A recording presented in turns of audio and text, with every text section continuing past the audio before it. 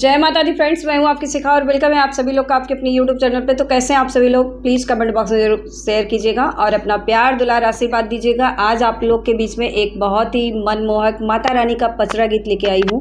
तो कैसा लगेगा आप सभी लोग को मेरा है माता रानी का पचरा गीत, प्लीज़ अपनी राय कमेंट बॉक्स में शेयर कीजिएगा और अपना ढेर सारा प्यार दुलार आशीर्वाद दीजिएगा। तो चलिए इसी के साथ वीडियो को आगे बढ़ाती है। एक बार प्रेम से बोलिए जय माता दी। कहवा लगायो मैया मवा महुआ हो कि कहवा लगायो न, कहवा लगायो मैया मवा महुआ हो कि कहवा लगायो न, मैया मोरनी मिया की गछिया हो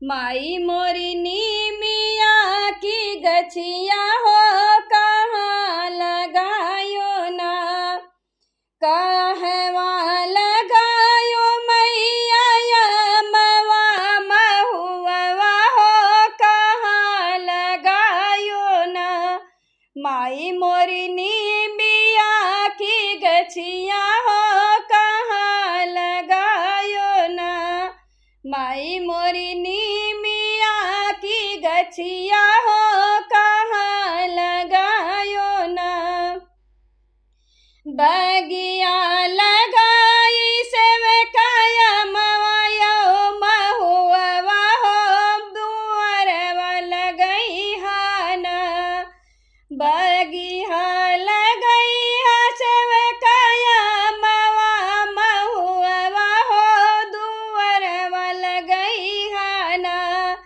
सेवका मिया के गछिया हो दुआरवा लगई हाना, सेवका मिया के गछिया हो दुआरवा सोहेना, कवने ही फुलवा मैया सन सजेला हो कवन फुलवाना, माई मोरी करली श्रृंगरवा हो कवन फुलवाना, माई मोरी करली श्रृंगरवा हो कवन फुलवाना, कवन ही फुलवा मैया सन सजेला हो कवन फुलवाना, माई मोरी करली श्रृंगरवा